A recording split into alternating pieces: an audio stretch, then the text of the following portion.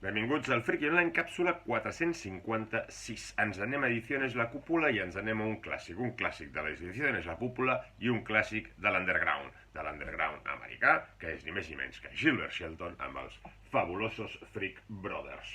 Els fabulosos Freak Brothers número 3 d'aquests integrals que estan recopilant tota la història dels Freak Brothers, totes les històries dels Freak Brothers. Què són els Freak Brothers? Un clàssic de l'underground, són aquests tres personatges, Franklin, Phineas i Fat Freddy, són tres germans que no s'assemblen de res entre ells i que són tres hippies passats de volta i que l'únic que els agrada és vaguejar i inflar-se de drogues. Molt d'una època, però que segueix funcionant amb aquest humor divertidíssim i boig de Shelton.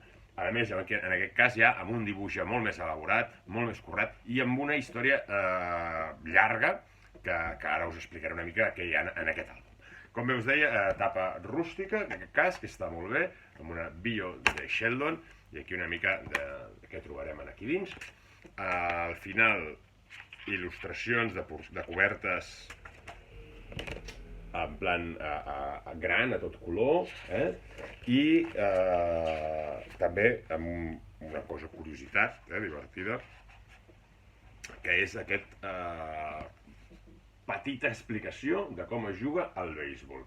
Com es juga al béisbol, perquè tindrem una història on els Freak Brothers jugaran al béisbol i per saber què passa exactament ens fa una explicació molt seriosa de com funciona aquest joc que agrada tant als americans.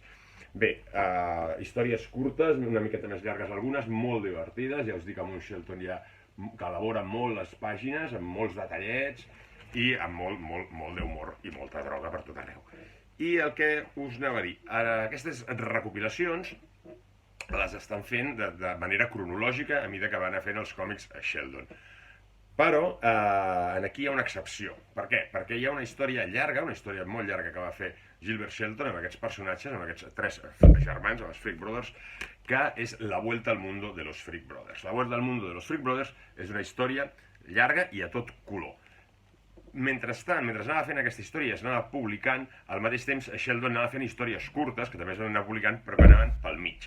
Aquestes històries, en lloc de seguir-les en ordre cronològic, la qual cosa hauria fet que la història llarga quedés dividida entre el número 3 i el número 4, han decidit unir, jo crec que molt lògicament i molt intel·ligentment, la gent de la cúpula han decidit unir tota aquesta història llarga per tenir-la completa en aquest volum 3, La Vuelta al Mundo, i en el següent volum, en el 4, posaran ja, ara sí, un altre cop, cronològicament, les històries que havien anat enllaçant Sheldon.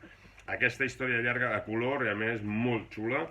Els tres Freak Brothers se'n van de viatge i es lien i es perden per diferents llocs del món, cada un per un cantó diferent, i veurem pàgines com aquesta doble space page que són espectaculars. I viatjarem, ja us dic, amb els Freak Brothers per arreu i fins i tot anirem a parar. Anem a Escòcia, anem a Amsterdam, anem a París i anem a Barcelona. Anem a una Barcelona molt boja, on coneixerà a Pablo Pegaso, aquest personatge, que és un anarquista que es farà col·lega del Fat Freddy i a més li regalarà una bandera anarquista que traurà en un moment que no us diré quin, que la lia molt parda amb aquella bandereta. Mira, aquí tenim la bandera. Molt divertit, humor per tots cantons, còmic adult, evidentment, i amb aquest toc de classicisme underground que és molt xulo. Els fabulosos Freak Brothers número 3. Salut i a llegir còmics.